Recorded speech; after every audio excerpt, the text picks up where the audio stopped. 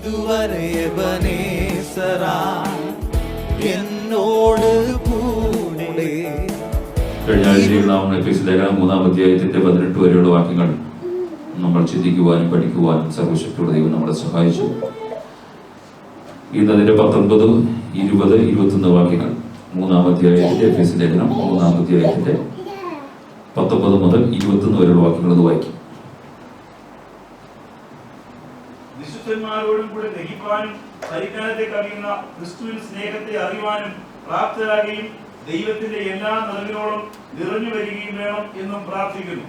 എന്നാൽ നാം ചോദിക്കുന്നതിലും നിனைക്കുന്നതിലും അത്യന്തം പരമായി ചെയ്യുവാൻ നമ്മിൽ വ്യാപരിക്കുന്ന ശക്തിയാൽ കഴിയുന്നവന് സഭയിലും ക്രിസ്തുയേശുവിലും എന്നേക്കും തലമുറയായും മഹത്വമുണ്ടാകട്ടെ.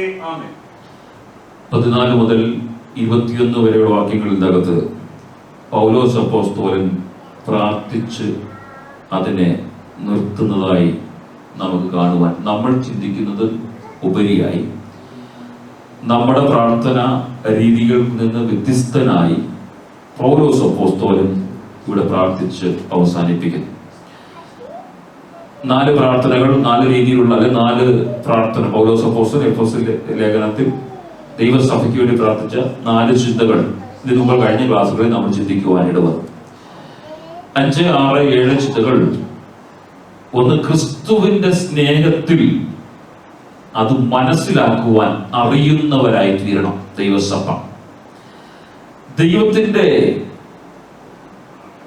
പൂർണ്ണതയ്ക്കായി ആ പൂർണ്ണത മനസ്സിലാക്കുന്നവരായി ഞാൻ നിങ്ങളും തിരിയണം എന്ന് പൗലോസ് അപ്പോസ്തലൻ അവിടെ പഠിപ്പിക്കുന്നു. അതിന്റെ അവസാനത്തെ ഭാഗം പഠിപ്പിക്കുന്നത് ഉത്തരത്തിനായി അല്ലെങ്കിൽ ആൻസർ ലഭിക്കുവാൻ ദൈവത്തോട് പ്രാർത്ഥിക്കുകയും അത് വിശ്വാസികളെ അതിനുവേണ്ടി പ്രോത്സാഹിപ്പിക്കുന്നവരുമായി തീരണമെന്ന് പറഞ്ഞ് ആ പ്രാർത്ഥന അവിടെ അവസാനിക്കുന്നു. അപ്പൊ ക്രിസ്തുവിന്റെ സ്നേഹം അറിയണം. ദൈവസ്നേഹം എന്താണെന്ന് കഴിഞ്ഞ ക്ലാസ് നമ്മൾ പഠിച്ചു. ക്രിസ്തുവിന്റെ സ്നേഹം എന്താണെന്ന് ദൈവസഭ അറിയണം. നമ്മുടെ അറിവിനെ മറികടക്കുന്നതാണ് ക്രിസ്തുവിന്റെ സ്നേഹം. മനുഷ്യ സ്നേഹം എന്ന് പറയുന്നത് താൽക്കാലികമായ ഒരു സ്നേഹമാണ്. മനുഷ്യന്റെ സ്നേഹം അത് വ്യക്തിപരമായി എന്നെയും നിങ്ങളെയും ആരെങ്കിലും സ്നേഹിക്കുന്നുണ്ടെങ്കിൽ സ്നേഹിക്കുവാൻ വേണ്ടി മനുഷ്യ സ്നേഹത്തോടു കൂടി അടുത്തു വരുന്നുണ്ടെങ്കിൽ അതിന്റെ ഒരു പരിണിത ഫലം അല്ലെങ്കിൽ അവരുടെ മുൻപിൽ ഒരു എയിം വെച്ചുകൊണ്ട് അല്ലെങ്കിൽ ഒരു മുൻപിൽ ഒരു കാര്യം കണ്ടിട്ടാണ് ഓരോ വ്യക്തികളും അല്ലെങ്കിൽ മനുഷ്യനെ സ്നേഹിക്കുന്നത്. പക്ഷെ ക്രിസ്തുവിന്റെ സ്നേഹം ഓരോ ദൈവ പൈതലും തിരിച്ചറിയേണ്ടത് നമ്മുടെ അറിവിനേക്കാൾ വലുതാണ് ക്രിസ്തുവിന്റെ സ്നേഹം എന്നുള്ള തിരിച്ചറിവ് ഞാനും നിങ്ങളും പ്രാപിച്ചിരിക്കണം, അതിൽ മനസ്സിലാക്കിയിരിക്കണം. അതുകൊണ്ടാണല്ലോ യോഹന്നാന്റെ സുവിശേഷം ഈ 10-ാം അധ്യായത്തിന്റെ വാക്യം താഴോട്ട് വായിച്ചൊരു 17, 18 വാക്യങ്ങൾ വായിച്ചു വരുമ്പോൾ നമുക്കത് കാണുവാൻ, ക്രിസ്തുവിന്റെ സ്നേഹത്തെ കുറിച്ച് കാണുവാൻ കഴിയുന്നുണ്ട്. എന്റെ ജീവനെ വീണ്ടും പ്രാപിക്കേണ്ടതിനും ഞാൻ അതിനെ കൊടുക്കുന്നതുകൊണ്ട് പിതാവ് എന്നെ സ്നേഹിക്കുന്നു. 18-ാം വാക്യത്തിന്റെ അവസാന വാക്ക് പറഞ്ഞിങ്ങനാണ്, അത് കൊടുപ്പാൻ എനിക്ക് അധികാരമുണ്ട്, ജീവനെ കൊടുപ്പാൻ കർത്താൻ അധികാരമുണ്ട്, വീണ്ടും പ്രാപിപ്പാനും അധികാരമുണ്ട്, ഈ കൽപ്പന എന്റെ പിതാവിൽ നിന്ന് ലഭിച്ചിരിക്കുന്നു. അപ്പൊ ക്രിസ്തുവിന്റെ സ്നേഹം സ്വന്തം ജീവനെ നമുക്ക് വേണ്ടി കൊടുക്കുകയും നമ്മുടെ പാപത്തിന്റെ പരിഹാരത്തിന് വേണ്ടി യാഗമായി തീരുകയും മാത്രമല്ല അതിനെ രൂപാന്തര ശക്തിയോടെ വീണ്ടും പ്രാപിച്ച് നമുക്ക് വേണ്ടി നിത്യതയിൽ വാസമൊരുക്കുവാൻ പോയ അതാണ് ക്രിസ്തുവിന്റെ സ്നേഹം എന്ന് പറയുന്നത്. അത് താഴോട്ട് വാക്യങ്ങൾ വായിച്ചു വരുമ്പോൾ യോഹന്നാൻ സുവിശേഷം തന്നെ ഈ 15-ാം അധ്യായത്തിലേക്ക് കടന്നു വരുമ്പോൾ 13-ാം വാക്യം വായിച്ചു വരുമ്പോൾ നമുക്ക് അതിന്റെ ക്രിസ്തുവിന്റെ സ്നേഹത്തിന്റെ ആഴത്തെ കുറിച്ച് മനസ്സിലാക്കി എടുക്കാൻ കഴിയും. സ്നേഹിതന്മാർക്ക് വേണ്ടി ജീവനെ കൊടുക്കുന്നതിനും അധികം സ്നേഹം ആർക്കും ഇല്ല. അപ്പോൾ ക്രിസ്തു നമ്മളെ സ്നേഹിച്ചത് സ്വന്തമായി സഹോദരനെ സ്നേഹിക്കുന്ന പോലെ, സ്നേഹിതനെ സ്നേഹിക്കുന്ന പോലെ നമ്മുടെ പാപത്തിന്റെ പരിഹാരത്തിന് വേണ്ടി നമ്മളെ സ്നേഹിച്ച സ്നേഹം. അതുകൊണ്ടാണ് പൗലോസ് അപ്പോസ്തലൻ റോമാലേഖനം 5-ാം അധ്യായത്തിൽ 6-ാം വാക്യം വായിച്ചു വരുമ്പോഴേ കാണുവാൻ കഴിയുന്നത്, നാം ബലഹീനരായിരിക്കുമ്പോൾ തന്നെ ക്രിസ്തു തക്ക സമയത്ത് അഭക്തർക്ക് വേണ്ടി മരിച്ചു. അപ്പോൾ നമ്മളെ സ്നേഹിച്ച സ്നേഹം മാനുഷിക ബുദ്ധിക്ക് നമുക്ക് ചിന്തിക്കുവാൻ കഴിയാത്തതിന് അപ്പുറത്തമായി നാം പാപികളായിരിക്കുമ്പോൾ, ബലഹീനരായിരിക്കുമ്പോൾ തന്നെ നമുക്കൊരു യോഗ്യതയും പറയുവാൻ ഒരു ശ്രേഷ്ഠതയും പറയാൻ സാഹചര്യങ്ങളോ അതിനുള്ള കാരണങ്ങളോ ഇല്ലാതിരിക്കുമ്പോൾ തക്ക സമയത്ത് ക്രിസ്തു നമ്മളെ സ്നേഹിച്ചു. അത് നമ്മുടെ ഈ മാനുഷ്യ ബുദ്ധിക്ക് അല്ലെങ്കിൽ മാനുഷ്യമായി ചിന്തിക്കുന്ന ഒരു വ്യക്തിക്ക് അവരുടെ ചിന്താമണ്ഡലങ്ങളുടെ അറിവിന്റെ അപ്പുറത്തായിരുന്നു ക്രിസ്തുവിന്റെ സ്നേഹം എന്ന് പറയുന്നത്. അതുകൊണ്ട് റോമാലേഖനം 5-ാം അധ്യായത്തിലേക്ക് കടന്നു വരുമ്പോൾ അത് 8 മുതൽ 10 വരെയുള്ള വാക്യങ്ങൾ വായിച്ചു വരുമ്പോൾ പൗലോസ് അപ്പോസ്തലൻ ക്രിസ്തുവിന്റെ സ്നേഹത്തെ കുറിച്ച് വിവരിക്കുന്നു. ക്രിസ്തുവോ നാം പാപികളായിരിക്കുമ്പോൾ തന്നെ നമുക്ക് വേണ്ടി മരിക്കിയാൽ ദൈവം തനിക്ക് നമ്മോടുള്ള സ്നേഹത്തെ പ്രദർശിപ്പിച്ചു. അവന്റെ രക്തത്താൽ നീതിരിക്കപ്പെട്ട ശേഷമോ നാം അവനാൽ എത്രയധികമായി കോപത്തിൽ നിന്ന് രക്ഷിക്കപ്പെടും. താഴെ വാക്യങ്ങൾ വായിച്ചു വരുമ്പോൾ അത് വ്യക്തമായി കാണുവാൻ കഴിയുന്നുണ്ട്. അപ്പോൾ നമ്മളെ സ്നേഹിച്ച ആ സ്നേഹത്തിന്റെ ആഴം തിരിച്ചറിയണം. ദൈവം നമ്മുടെ അറിവിന്റെ അപ്പുറത്തേക്ക് ക്രിസ്തു നമ്മളെ സ്നേഹിച്ച ആ സ്നേഹം അതേ അധ്യായം തന്നെ 8-ാം അധ്യായം റോമാലേഖനം പൗലോസ് അപ്പോസ്തലൻ ഈ ക്രിസ്തുവിന്റെ സ്നേഹത്തെ കുറിച്ച് പറഞ്ഞിട്ട് പറയുകയാണ്. 35-ാം ഭാഗത്തിലേക്ക് പറയുന്നത് ഈ ക്രിസ്തുവിന്റെ സ്നേഹം രുചിച്ചറിഞ്ഞ അനുഭവിച്ചറിഞ്ഞ തന്റെ ഈ ശരീരത്തിന്റെ അറിവിന്റെ അപ്പുറത്തേക്ക് ദൈവത്തിന്റെ ഈ ആത്മാവ്, അതാണ് പൗലോസ് അപ്പോസ്തലൻ ആദ്യത്തെ വാക്യത്തിൽ പ്രാർത്ഥിച്ചത്. ഈ ആത്മാവിന്റെ ശക്തി നിങ്ങൾ പ്രാപിച്ചിരിക്കണം. ആ ആത്മാവിന്റെ ശക്തി പ്രാപിച്ചു കഴിയുമ്പോൾ, ദൈവാത്മാവിന്റെ ശക്തി പ്രാപിച്ചു കഴിയുമ്പോൾ ഈ ക്രിസ്തുവിന്റെ സ്നേഹം അകത്തേക്ക് കയറുവാനും അത് തിരിച്ചറിയുവാനും എനിക്ക് നിങ്ങൾക്ക് കഴിയും. അതുകൊണ്ടാണ് 35-ാം വാക്യം പറയുന്നത് 8-ാം അധ്യായം റോമാലേഖനം, ക്രിസ്തുവിന്റെ സ്നേഹത്തിൽ നിന്ന് നമ്മെ വേർതിരിക്കുന്നതാകരുത്. കാരണം ഈ സ്നേഹം അകത്തേക്ക് കയറിയവന് ഈ ലോകത്തിന്റെ ഒരു ശക്തിക്കും വേർതിരിക്കുവാൻ കഴിയത്തില്ല. അവിടെ പറയാണ്, കഷ്ടതയോ സങ്കടമോ ഉപദ്രവമോ പട്ടിണിയോ നഗ്നതയോ ആപത്തോ വാളോ ഇതിനാൽ ഒന്നും എന്നെ ക്രിസ്തുവിന്റെ സ്നേഹത്തിൽ നിന്ന് വേർതിരിക്കുവാൻ കഴിയത്തില്ല. മനുഷ്യന്റെ സ്നേഹം കടന്നു വരുമ്പോൾ എന്തെങ്കിലും ജീവിതത്തിനകത്ത് കഷ്ടതയോ പട്ടിണിയോ ഉപദ്രവമോ ജീവിതത്തിനകത്ത് പ്രതിസന്ധി കടന്നു വരുമ്പോൾ മനുഷ്യന്റെ സ്നേഹം മാറിപ്പോകും. പക്ഷെ ഞാൻ അനുഭവിച്ചറിഞ്ഞ, പൗലോസ് പറയാണ്, ഞാൻ അനുഭവിച്ചറിഞ്ഞ ഈ ക്രിസ്തുവിന്റെ സ്നേഹം എന്ന് പറയുന്നത് എന്റെ അറിവിന്റെ അപ്പുറത്തുള്ളതാണ്. അതുകൊണ്ട് എന്റെ അറിവുകൊണ്ട് അത് മനസ്സിലാക്കി എടുക്കുവാൻ എനിക്ക് കഴിയത്തില്ല. പരിശുദ്ധാത്മാവ് എന്റെ അകത്തേക്ക് കടന്നു വന്നപ്പോൾ ഈ ക്രിസ്തുവിന്റെ സ്നേഹത്തെ കുറിച്ച് എനിക്ക് അറിവ് ലഭിച്ചു. ആ ക്രിസ്തുവിന്റെ സ്നേഹത്തിൽ നിന്ന് ഈ ലോകത്തിന്റെ ഒന്നിനെയും എന്നെ വേർതിരിക്കുവാൻ കഴിയത്തില്ല എന്ന് പൗലോസ് അപ്പോസ്തലൻ പറയുന്നെങ്കിൽ ഞാനും നിങ്ങളും ഇന്ന് രാത്രിയിലും തിരിച്ചറിഞ്ഞണം.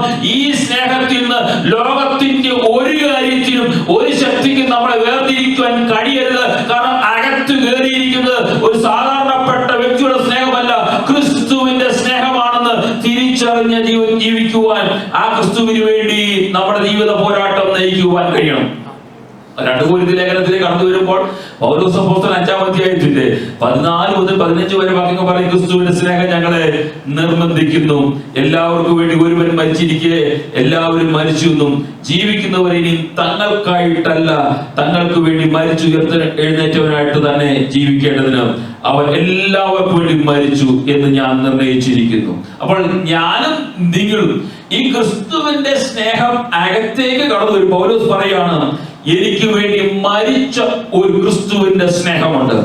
ഞാൻ അഭക്തനായിരുന്നപ്പോൾ, ഒരു യോഗ്യതയില്ലായിരുന്നപ്പോൾ, പാപിയായിരുന്നപ്പോൾ, എന്നെ കൂട്ടാക്കുവാനോ കൂടെ ചേർത്ത് പിടിക്കുവാൻ ആരില്ലായിരുന്നപ്പോൾ കാണിച്ചു വന്ന ആ സ്നേഹം ഇനി ഞാൻ ജീവിക്കുന്നത് എനിക്ക് വേണ്ടി മരിച്ച ക്രിസ്തുവിന് വേണ്ടി ആയിരിക്കണം. അപ്പോൾ ക്രിസ്തുവിന്റെ സ്നേഹം ഞാനും നിങ്ങളും തിരിച്ചറിഞ്ഞ് ആ ക്രിസ്തുവിന് വേണ്ടി ജീവിക്കുവാൻ കഴിയുന്നെങ്കിൽ മാത്രമേ നമ്മുടെ ക്രിസ്ത്യ ജീവിതം ഞാനും നിങ്ങളും ചെയ്യുന്നുണ്ടെന്നും ഒരു ക്രിസ്ത്യാനിയാണെന്ന് എനിക്ക് നിങ്ങൾക്ക് പറയുവാൻ കഴിയുള്ളൂ. ഒരുപക്ഷെ ഞാനും നിങ്ങളും ലേബൽ കൊണ്ട് ക്രിസ്ത്യാനി ആയത് കാര്യമില്ല. ഈ ക്രിസ്തുവിന്റെ സ്നേഹം അകത്തേക്ക് കയറിയിട്ട് പറയുവാൻ കഴിയണം, ഇനി ഞാൻ ജീവിക്കുന്നത് ഈ ലോകത്തിന് വേണ്ടിയല്ല, ഈ ലോകത്തിന്റെ ഇമ്പങ്ങൾക്ക് വേണ്ടിയല്ല, ഈ ലോകത്തിന്റെ ഒരു സാഹചര്യങ്ങൾക്ക് വേണ്ടിയല്ല, എനിക്ക് വേണ്ടി മരിച്ച് അടക്കപ്പെട്ട് ഉയർത്തെഴുന്നേറ്റ് നിത്യതയിൽ എനിക്ക് വാസം ഒരുക്കുന്ന ക്രിസ്തുവിന് വേണ്ടിയായിരിക്കണം ഈ ലോകവാസം എനിക്ക് എത്ര നാളുണ്ടോ അതുവരെ ജീവിച്ചെടുക്കുവാൻ. എന്നെ പ്രിയ സഹോദരങ്ങളെ, 5-ാം അധ്യായത്തിലെ 2 കൊരിന്ത്യർ ലേഖനം 5-ാം അധ്യായത്തിൽ 21-ാം വാക്യത്തിൽ ഈ ക്രിസ്തുവിന്റെ സ്നേഹത്തെ കുറിച്ച് പറയുന്നു, പാപം അറിയാത്തവനെ നാം അവനിൽ ദൈവത്തിന് നീതിക്കാകേണ്ടതിനും അവൻ നമുക്ക് വേണ്ടി പാപിയാക്കി. അപ്പോൾ അതാണ് ക്രിസ്തുവിന്റെ സ്നേഹം. പാപം അറിയാത്ത ഒരു ദൈവത്തെ, ഒരു വ്യക്തിത്വത്തെ പാപിയാക്കി നമ്മുടെ പാപത്തെ പരിഹരിച്ചു തന്ന ദൈവത്തിന്റെ സ്നേഹം.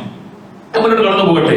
ഇനി ദൈവസ്നേഹം, ക്രിസ്തുവിന്റെ സ്നേഹം മനസ്സിലാക്കിയ ഞാനും നിങ്ങൾ മുന്നോട്ട് പൗലോസ് അപ്പോസ്തലൻ പ്രാർത്ഥിക്കണം. ദൈവത്തിന്റെ പൂർണ്ണത എന്താണെന്ന് തിരിച്ചറിഞ്ഞ് അതിനുവേണ്ടി പ്രാർത്ഥിക്കണം. നമ്മുടെയൊക്കെ പ്രാർത്ഥന രീതിയിൽ നിന്നും പൗലോസ് അപ്പോസ്തലൻ ദൈവജ്ഞാനത്താൽ ദൈവ മർമ്മങ്ങളുടെ വെളിപ്പാട് പ്രാപിച്ച പൗലോസ് അപ്പോസ്തലൻ ഞാനും നിങ്ങളും പ്രാർത്ഥിക്കുന്നതിലൊക്കെ വിഭിന്നമായിട്ടല്ലേ വേർതിരിഞ്ഞ് ദൈവസഭയ്ക്ക് വേണ്ടി പ്രാർത്ഥിക്കുകയാണ്. ഞാൻ ഈ ഭാഗങ്ങൾ ഇങ്ങനെ വായിച്ചു വന്നപ്പോൾ ജീവിതത്തിൽ ഒരു പ്രാവശ്യം കർത്താവ് ഇങ്ങനെ പ്രാർത്ഥിച്ചിട്ടുണ്ടെന്ന് ഞാൻ പല പ്രാവശ്യം ചിന്തിച്ചു. ദൈവത്തിന്റെ സ്നേഹത്തിന്റെ ആഴം അകത്തേക്ക് ഇറങ്ങുവാൻ വേണ്ടിയും ദൈവത്തിന്റെ ആ പൂർണ്ണത എങ്ങനെയാണെന്ന് തിരിച്ചറിയുവാൻ വേണ്ടിയും ഞാൻ നിങ്ങൾ എപ്പോഴെങ്കിലും പ്രാർത്ഥിച്ചിട്ടുണ്ടെന്ന് ഈ രാത്രി ഒന്ന് ചിന്തിക്കേണ്ടത് ആവശ്യമാണ്. അപ്പോൾ പൗലോസ് പറയാണ്, 19 വാക്യം പറയാണ്, ദൈവത്തിന്റെ പൂർണ്ണതയ്ക്കായിട്ട് ഞാനും നിങ്ങളും പ്രാർത്ഥിക്കണം. നിങ്ങൾ ദൈവത്തിന്റെ എല്ലാ പൂർണ്ണതയിലേക്കും നിറഞ്ഞു വരേണ്ടതിന്, അതായത് ദൈവ സാന്നിധ്യം ഏറ്റവും അളവിൽ അതിന്റെ ആ അളവുകോൽ വർദ്ധിപ്പിച്ചെടുക്കുവാൻ വേണ്ടി, ആ പൂർണ്ണതയിലേക്ക് എത്തുന്നത് തിരിച്ചറിയുവാൻ വേണ്ടി ഞാനും നിങ്ങളും ദൈവസന്നിധിയിൽ പ്രാർത്ഥിക്കണം. നമ്മുടെ പ്രാർത്ഥന പലപ്പോഴും ഞാനും നിങ്ങളും ദൈവസന്നിധിയിൽ പ്രാർത്ഥിക്കുമ്പോൾ ദൈവ സാന്നിധ്യം അനുഭവിച്ചറിയുവാൻ വേണ്ടി, ദൈവ സാന്നിധ്യത്തിന് വേണ്ടിയും പരിശുദ്ധാത്മാവിന്റെ നിറവിന് വേണ്ടിയും പലപ്പോഴും പ്രാർത്ഥിക്കുമ്പോൾ പൗലോസ് പറയാണ്, ആ സാന്നിധ്യത്തിന്റെ അളവുകോൽ തിരിച്ചറിഞ്ഞ് ക്രിസ്തുവിന്റെ സ്നേഹം നമ്മുടെ അകത്തേക്ക് കയറി വരുമ്പോൾ ഞാനും നിങ്ങളും നമ്മുടെ ജീവിത രീതി തന്നെ മാറിപ്പോകുവാനും, മാത്രമല്ല ഈ സാന്നിധ്യം അകത്തേക്ക് കയറി കഴിഞ്ഞപ്പോൾ ഈ ജഡത്തിനകത്തു ഉയരുന്നത് സകലവും നീങ്ങിപ്പോകുവാനും കഴിയും. പലപ്പോഴും നമുക്ക് പറ്റുന്ന പരാജയം എന്ന് പറഞ്ഞാൽ ദൈവ സാന്നിധ്യം അനുഭവിച്ചിട്ട് ഈ ഹോളിനകത്തുനിന്ന് വെളിയിലേക്ക് ഇറങ്ങി പോകുമ്പോൾ നമ്മളിലുള്ള പലപ്പോഴും ദൈവ സാന്നിധ്യം ഇല്ലായ്മയായി പോവുകയാണ്. പക്ഷേ പൗലോസ് പറയുന്നത് ഈ ദൈവ സാന്നിധ്യം അനുഭവിക്കുന്ന ഒരു വ്യക്തിക്ക് അതിന്റെ അളവുകളിൽ മനസ്സിലാക്കി കഴിയുമ്പോൾ അതിന്റെ പൂർണ്ണതയിലേക്ക് എത്തിക്കഴിഞ്ഞാൽ ആ വ്യക്തിക്ക് ഒരിക്കലും ഈ ലോകത്തിന്റെ ചിന്തകളുമായിട്ടോ ഈ ലോകത്തിന്റെ രീതികളുമായിട്ടോ അവന് മുന്നോട്ട് പോകുവാൻ കഴിയത്തില്ല. പൗലോസ് പറയും, യോഹന്നാൻ സുവിശേഷം 14-ാം അധ്യായത്തിലേക്ക് കടന്നു വരുമ്പോൾ നമുക്കത് വ്യക്തമായി മനസ്സിലാക്കി എടുക്കാൻ കഴിയും. ഈ പൂർണ്ണതയിലേക്ക് ഞാൻ നിങ്ങൾ തിരിച്ചറിയണമെങ്കിൽ എന്താ ചെയ്യണമെന്ന് അറിയാമോ? 14-ാം അധ്യായം 26-23 വാക്യങ്ങളൊക്കെ വായിച്ചു വരുമ്പോൾ, എന്നാൽ ഞാൻ പിതാവിനോട് ചോദിക്കും, അവൻ സത്യത്തിന്റെ ആത്മാവെന്ന മറ്റൊരു കാര്യത്തിനെ എന്നേക്കും നിങ്ങളോട് ഇരിക്കേണ്ടതിന് നിങ്ങൾക്ക് തരും. അപ്പോൾ ഈ ദൈവത്തിന്റെ പൂർണ്ണത, ആ ദൈവസ്നേഹത്തിന്റെ അളവുകോൽ ഞാനും നിങ്ങളും വ്യക്തമായി മനസ്സിലാക്കുവാനും അനുഭവിച്ചറിയുവാനും അത് പ്രാവർത്തിക ജീവിതത്തിലേക്ക് കൊണ്ടുപോകുവാൻ വേണ്ടി എന്ത് ചെയ്യണമെന്ന് ചോദിച്ചാൽ, പരിശുദ്ധാത്മാവ് എന്ന കാര്യസ്ഥനെ നമ്മൾ ചേർത്ത് പിടിച്ചെങ്കിൽ മാത്രമേ, അല്ലെങ്കിൽ ആ പരിശുദ്ധാത്മാവിന്റെ നിറവ് പ്രാപിച്ചെങ്കിൽ മാത്രമേ ഈ ക്രിസ്തുവിന്റെ സ്നേഹവും ദൈവത്തിന്റെ പൂർണ്ണതയും പൂർണ്ണമായി മനസ്സിലാക്കി എടുക്കുവാൻ കഴിയും. ഈ കാലഘട്ടത്തിൽ കാണിക്കുന്ന പരിശുദ്ധാത്മാവിനെയല്ല ഞാൻ പറയുന്നത്, വിശുദ്ധ വേദപുസ്തകത്തിൽ നമ്മൾ വായിച്ചു മനസ്സിലാക്കുന്ന പരിശുദ്ധാത്മാവിന്റെ കാര്യമാണ്. ഈ കാലഘട്ടത്തിൽ പരിശുദ്ധാത്മാവ് എന്ന് പറയുന്നത് പലതും പല രീതികളിലേക്ക് മാറിക്കൊണ്ടിരിക്കുമ്പോൾ, പരിശുദ്ധാത്മാവിനെ വേദപുസ്തകത്തിൽ ഇല്ലാത്ത പലതിലേക്ക് ഉപയോഗിച്ചുകൊണ്ടിരിക്കുമ്പോൾ, എന്റെ പ്രിയ സഹോദരങ്ങളെ, ഞാനും നിങ്ങളും ഒരു കാരണവശാലും ദുരുപദേശത്തിലേക്ക് മാറിപ്പോകരുത്.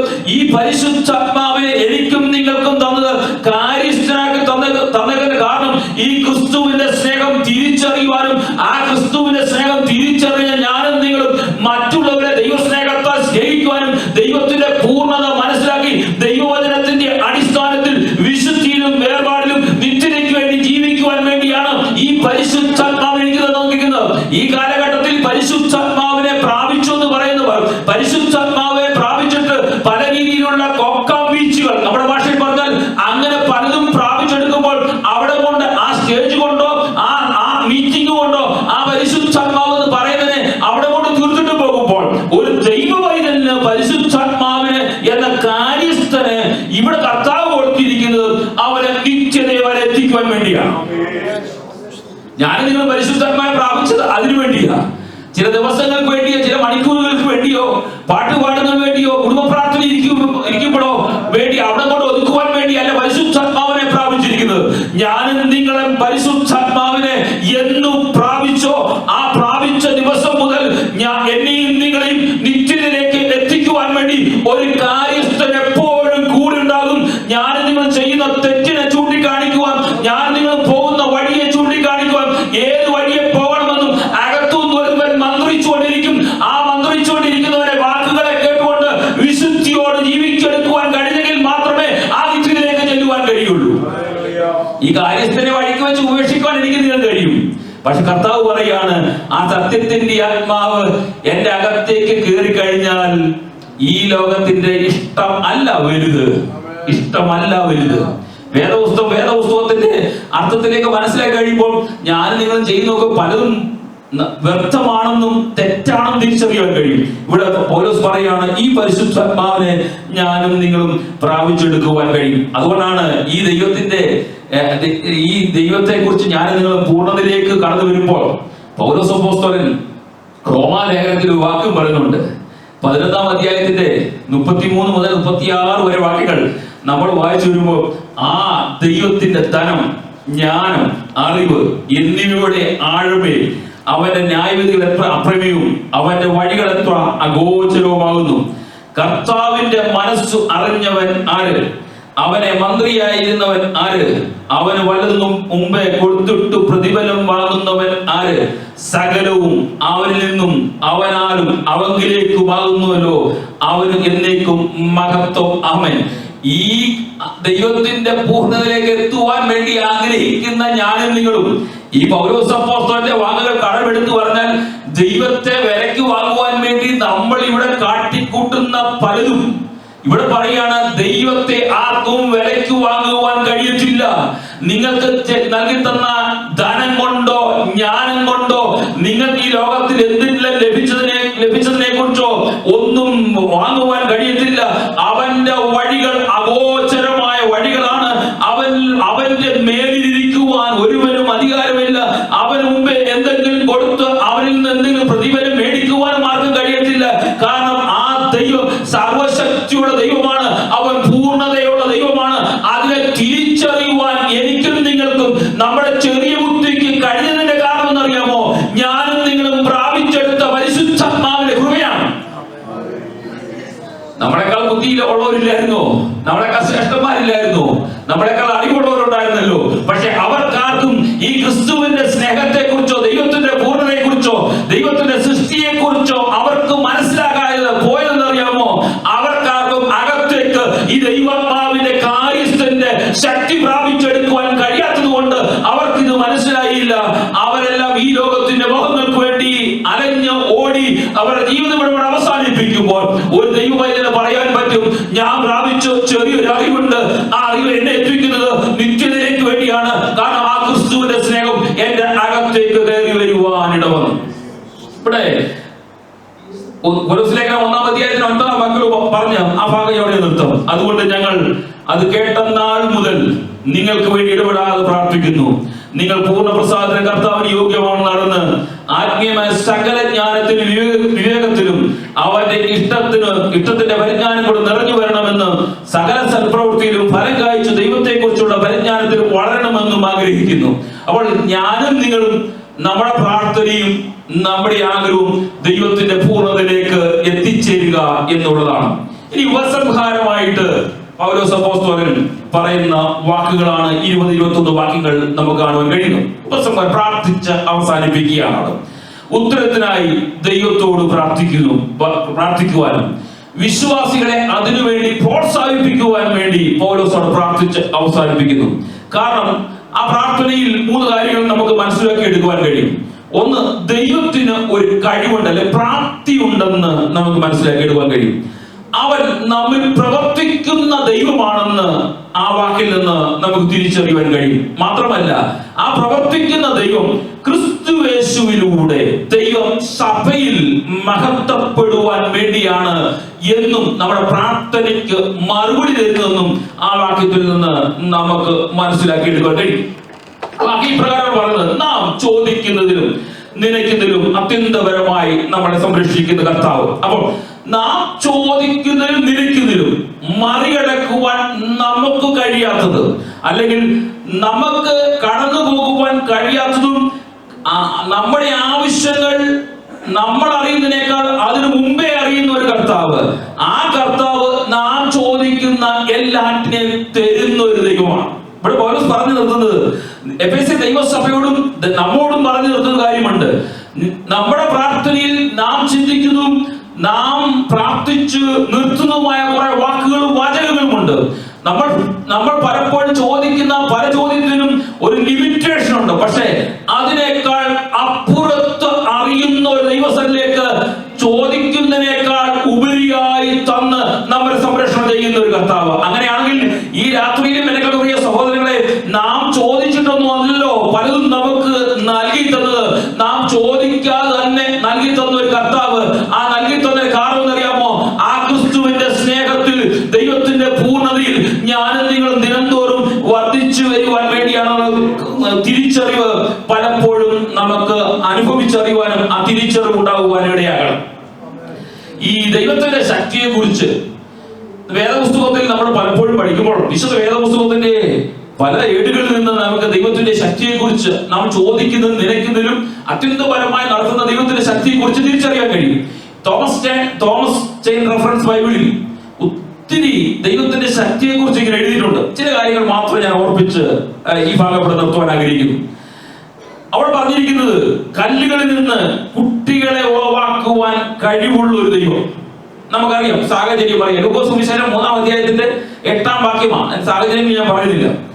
മാനസാന്തര യോഗ്യമോ ഫലം കായ്പാൻ അബ്രഹാം ഞങ്ങൾക്ക് പിതാവായിട്ടുണ്ട് എന്നുള്ളത് കൊണ്ട് പറവാൻ തുനിയരുത്. അബ്രഹാമിനും ഈ കല്ലുകളിൽ നിന്ന് മക്കളെ ഉളവാക്കാൻ ദൈവത്തിന് കഴിയുമെന്ന് നിങ്ങളോട് പറയുന്നു. അപ്പോൾ ദൈവത്തിന്റെ ശക്തി എന്ന് പറയുന്നത് ഞാൻ മുമ്പ് ഓർപ്പിച്ചതുപോലെ നമ്മുടെ അറിവിന്റെ ലിമിറ്റിന് അപ്പുറത്തുള്ള കാര്യമാണ്.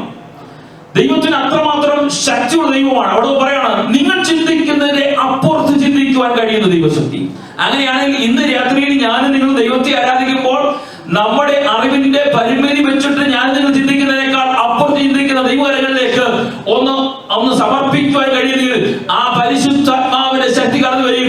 നമ്മുടെ പ്രാർത്ഥനയ്ക്ക് ഒരു മറുപടി തരുന്ന ഒരു കർത്താവിനെ കാണുവാനും കഴിയും. മാത്രമല്ല, വാഗ്ദാനങ്ങൾ മാനുഷ്യമായി അസാധ്യമാണെങ്കിലും അതിനെ നിറവേറ്റുവാൻ കഴിയുന്ന ഒരു ദൈവശക്തി. നമ്മൾ വാഗ്ദത്തങ്ങൾ നമ്മൾ പ്രാപിക്കുമ്പോൾ ഒരുപക്ഷെ ഇവിടെ പറയുകയാണ്, ദൈവത്തിന്റെ ശക്തിയെ കുറിച്ച് പറഞ്ഞിട്ട് പൗലോസ് പറയാണ്, ഈ വാഗ്ദത്തങ്ങളും മാനുഷ്യമായി ഞാനൊന്ന് ചിന്തിക്കുമ്പോൾ അസാധ്യമാണെന്ന് തോന്നിയേക്കാം. പക്ഷേ ആ അസാധ്യത്തിന്മേൽ പ്രവർത്തിക്കുന്ന ഒരു ദൈവശക്തി. റോമാലേഖനം 4:21 പറയുന്നത്, അവൻ വാഗ്ദത്തം ചെയ്തു പ്രവർത്തിക്കുവാനും ശക്തനെന്ന് പൂർണ്ണമായി ഉറപ്പയിലും മഹത്വപ്പെടണമെന്ന് പ്രാർത്ഥിച്ച് അവസാനിപ്പിക്കുമ്പോൾ പൗലോസ് പറയാണ്, ആ വാഗ്ദാനങ്ങളെ മാനുഷ്യ ചിന്തകൾ കൊണ്ട്, നമ്മുടെ ജഡത്തിന്റെ ബുദ്ധി കൊണ്ട് അസാധ്യമാണെങ്കിലും അതിനെയും നിറവേറ്റുവാൻ കഴിവുള്ള ഒരു ദൈവത്തിന്റെ സാന്നിധ്യം. മാത്രമല്ല, നമ്മുടെ ജീവിതത്തിനകത്ത് നിയന്ത്രണങ്ങൾ കൊണ്ടുവരുവാനും ഈ ദൈവത്തിന്റെ ശക്തിക്ക് കഴിയും. ആത്മാവിന്റെ നിധി സംരക്ഷിക്കുവാനും ഈ ദൈവത്തിന്റെ ശക്തിക്ക് കഴിയും. മാത്രമല്ല, വീഴാതെ വണ്ണം നമ്മെ സൂക്ഷിക്കുവാനും ഈ ദൈവത്തിന്റെ ശക്തിക്ക് കഴിയും. എന്റെ പ്രിയ അതോടാണല്ലോ യൂദാലേഖനം 24-ാം വാക്യം വരുന്നത്, വീഴാതെ വണ്ണം നിങ്ങളെ സൂക്ഷിച്ചു തന്റെ മഹിമാസനത്തിൽ കളങ്കമില്ലാത്തവരായി ആനന്ദത്തോടെ നിർത്തുവാൻ ശക്തിയുള്ളവനാകുന്നു. അപ്പോൾ എന്നെയും നിങ്ങളെയും വീഴാതെ വണ്ണം സംരക്ഷണം ചെയ്യുവാനും കഴിവുള്ള ഒരു ദൈവത്തിന്റെ സാന്നിധ്യമാണ് പൗലോസ് അപ്പോസ്തലനോട് പറയുന്നത്. ഞാനും നിങ്ങളും ചോദിക്കുന്ന ചോദ്യം, ഒരുപക്ഷെ ഞാൻ യാത്ര ചെയ്യുന്നതിന്റെ ആരംഭത്തിൽ ഒരുപക്ഷെ പ്രാർത്ഥിച്ചിട്ട് യാത്ര ചെയ്തേക്കാം. പക്ഷേ ആ പ്രാർത്ഥന പലപ്പോഴും നമ്മൾ പ്രാർത്ഥിക്കാതെ യാത്ര ചെയ്തപ്പോഴും നമ്മളെ സംരക്ഷിക്കുന്ന ഒരു കർത്താവിന്റെ സാന്നിധ്യം. ഞാൻ വേഗത കടന്നു പോകട്ടെ. മാത്രമല്ല, ഉത്തരം ലഭിച്ച പ്രാർത്ഥനയുടെ ഉറവിടം ശ്രദ്ധിക്കുക. അത് നമ്മുടെ ഉള്ളിൽ പ്രവർത്തിക്കുന്ന ഒരു ദൈവശക്തിയാണ്. കാരണം ഈ ആത്മാവിന്റെ ശക്തി നമ്മുടെ അകത്തേക്ക് വ്യാപരിച്ചു കഴിയുമ്പോൾ അതിനകത്ത് ദൈവത്തിന്റെ സ്നേഹത്തിന്റെ ശക്തി നമ്മളിലേക്ക് പ്രവർത്തിച്ചെടുക്കുവാൻ കഴിയും. ഇത് രാത്രിയിലും എനിക്ക് പ്രിയ സഹോദരങ്ങളെ, ഈ ദൈവത്തിന്റെ പൂർണ്ണതയിലേക്ക് ഞാനും നിങ്ങളും എത്തിച്ചേരണം. ദൈവം നമ്മോട് കാണിച്ച സ്നേഹത്തിന്റെ പൂർണ്ണതയിലേക്ക് എത്തിച്ചേരുവാൻ കഴിയണം. ഞാനും നിങ്ങളും ഈ ദൈവത്തിന്റെ പൂർണ്ണതയിലേക്ക് എത്തിച്ചേരുവാൻ കഴിഞ്ഞെങ്കിൽ ഒരു കാര്യം ഉറപ്പാ, ദൈവസഭ ആത്മീയമായി ഉണരുവാൻ കഴിയും. ദൈവത്തിന്റെ പൂർണ്ണതയിലേക്ക് ഞാൻ എത്തിച്ചേരാൻ കഴിയാത്തത് കൊണ്ട്, അതുകൊണ്ടാണ് പൗലോസ് അപ്പോസ്തലൻ ക്രിസ്തുയേശുവിന്റെ സ്വഭാവത്തിലേക്ക് ഞാൻ ഇന്ന് കടന്നു വരുമ്പോൾ, ആ ക്രിസ്തുയേശു എന്നെയും നിങ്ങളെ സ്നേഹിച്ചതിന്റെ ആഴത്തെ മനസ്സിലാക്കി കഴിയുമ്പോൾ ഒരു കാര്യം എനിക്ക് പറയാൻ സാധിക്കും, ദൈവസഭയ്ക്കകത്ത് കർത്താവിന്റെ സാന്നിധ്യം ഇറങ്ങി വരുവാൻ കഴിയും.